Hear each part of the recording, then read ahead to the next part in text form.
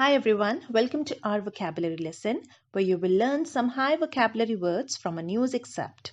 So this is our excerpt. Let's give it a quick read. Russia and Ukraine on Wednesday agreed to a day-long ceasefire around a series of evacuation corridors to allow civilians to escape the fighting. Ukraine Deputy Prime Minister Irina Vereshchuk said Moscow vowed to respect the truce from 9 a.m. to 9 p.m. around 6 areas that have been heavily hit by the fighting, including regions near Kyiv, in Zaporizhia, in the south, and some parts of Ukraine's northeast. All right, let's understand the words ceasefire, evacuation corridors, vowed, and truce. Let's begin with ceasefire.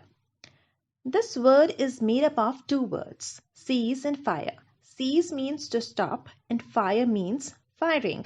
So ceasefire means to stop firing. A ceasefire is basically an agreement between two parties, usually armies, to stop fighting temporarily in order to allow discussions about peace.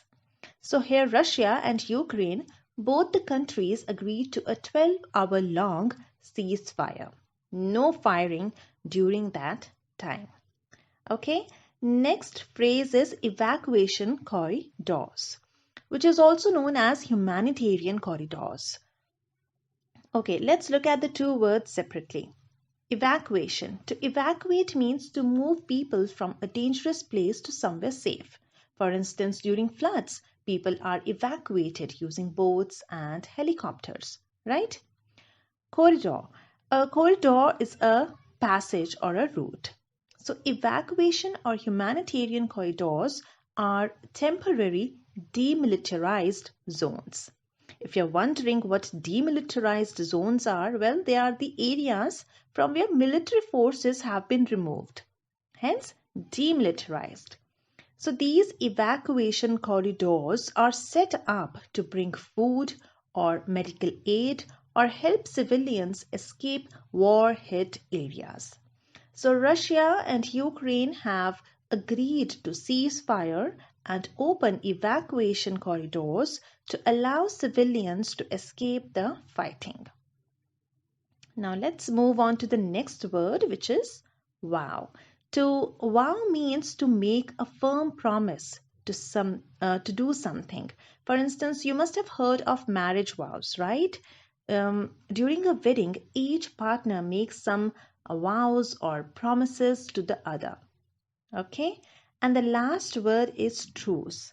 Just like ceasefire, truce is also a temporary agreement between enemies to stop fighting or arguing for a certain time. So truce and ceasefire mean the same thing. Russia has vowed or promised to respect the truce around areas that have been heavily hit by the fighting. All right, so that was our excerpt. I really hope this video added new words to your vocabulary bank. I'll see you in the next one. Bye-bye.